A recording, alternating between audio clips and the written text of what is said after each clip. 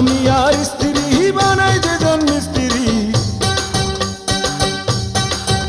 আরে স্বামী আর স্ত্রী বানায় যেজন মিস্ত্রি, সে বড় কঠিন কারিগর মনরে, সে বড় আজব জাদুকর। স্বামী আর স্ত্রী বানায় যেজন মিস্ত্রি, সে বড় কঠিন কারিগর মনরে, সে বড় আজব জাদুকর।